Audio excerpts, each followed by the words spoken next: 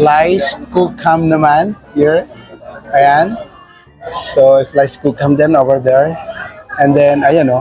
So, para hindi na kayo mahirapan mag-slice-slice, ay dito kayo pumila. Ayan. Ayan, sina ate. Sige po, tagpas po kayo. Huwag niyo po akong intindihin. Kunwari wala lang ako dito. Ayan. Kaya pala, ano po, ayan o. Ayan po yung bone-in. Ayan. Ate, ito yung bone-in. Ayun. Meron siyang bone, ibig sabihin. Ayan daw, tama po ako. Ayan, bone-in. Ibig sabihin, may bone, paulit-ulit. Ayan, oh, ang dami pong bumibili, oh. Tingnan niyo po.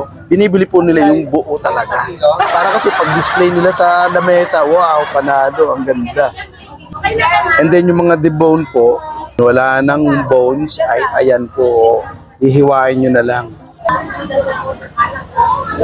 Yan, we are here at Excelente Cook Ham.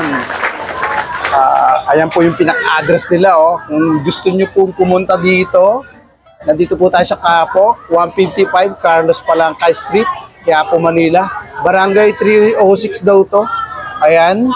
So, there's a logo here. Ayan, oh. Katabi niya po si Santa. Hello, Santa. Ayan, oh. Ayan po yung kanilang seal of excellence. Excelente. Ayan, mga ka-vlog. Ayan po, nandito po tayo sa Excelente, ang ayun o, seal of excellence nila. So, kung gusto niyo pong bumili ng mga ham na palong-palo ang lasa, tapos quite expensive, but once in a year lang po naman tayo. Katabi ko si Santa, pwede naman tayong gumastos po. So, doon po nga pala sa mga hindi pa po nakasubscribe sa ating YouTube channel, please do subscribe and hit na rin po ninyo ang notification bell anywhere in the screen para every time na may new upload ng new Sir Pabs, ay nako, kayo po yung unang makakanood. So, check it out po tayo sa kaganapan dito sa Excelente. Parang tao. Parang mamadali mga Pilipino pag ganito nga eh. So, let's go, let's go. Ayan mga ka-vlog, may kastanyas din po silang binibenta dito.